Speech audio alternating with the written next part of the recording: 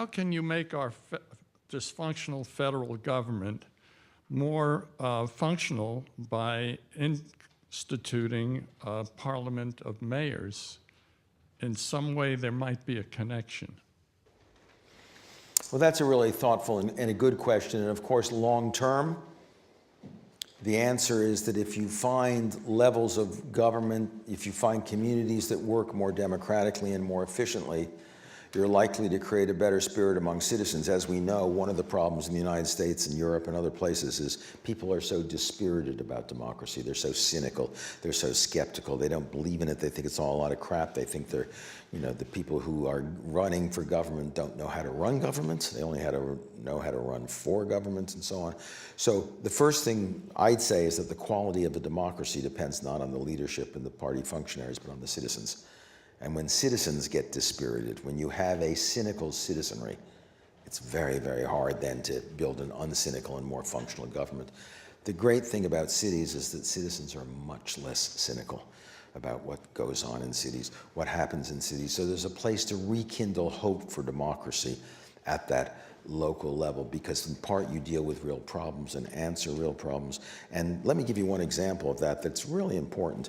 National governments, this is true of Europe, it's true of the United States, it's true of Mexico and other places, they worry about illegal immigrants, undocumented workers. And there's many Guatemalans crossing from Guatemala into Mexico as there are Mexicans crossing from Mexico into the US. Those problems are everywhere. Morocco has problems with people from sub-Saharan, just as Spain has problems with Moroccans coming over. So this is a universal problem.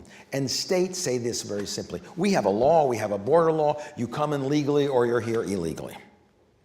That's the logic of the 19th century state, a legal and political logic. The people crossing borders are following the 21st century logic of the economy. Where are the jobs? Where can I get a job for my family?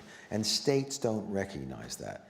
The result is all over the world, mayors face the reality of hundreds of thousands of illegal, undocumented people living in their cities. And if they turn to the states and please help us deal with that, the state says, well, we can either throw them all out, we don't really want to do that because they're doing important jobs, or we can turn our backs and pretend they're not there.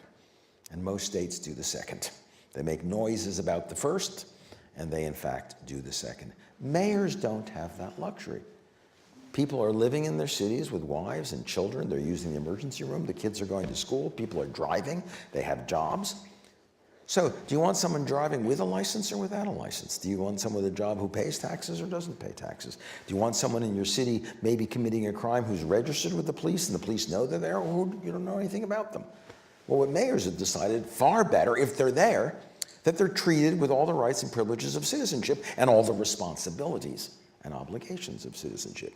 So cities around the world, including Hamburg and now including our Mayor de Blasio in New York, have started to issue what they call urban visas, or city IDs.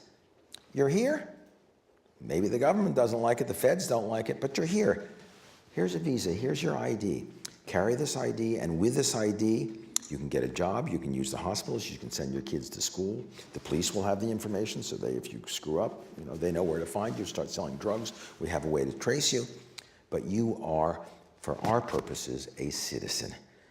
And that has been an extraordinary way of giving rights and dignity to people, in fact, who are living here with their families, and at the same time giving cities an ability to look after and look over and watch and be sure that these folks are regular parts of the city population. That's a great example of where cities at the local level can do something. And interestingly enough, you haven't heard a peep from the Republicans or the feds or anybody else about urban visas and urban IDs, because they say, well, good. And my own guess is, take this as a prediction, 5 years from now, city ID and urban visas will be the road to citizenship for so-called illegals, because that will be the way in. They will prove themselves, they will have stayed above the law, they will have paid their taxes, and that will become, the feds will finally turn around, having ignored it, and said, oh, okay, we have a way in for citizens. So this is a great example of cities doing something where the feds, the states, the national government won't, but where in the end it helps solve a problem, but also uses the dignity and the association locally of local officials and their neighbors their fellow citizens to create a real sense of community.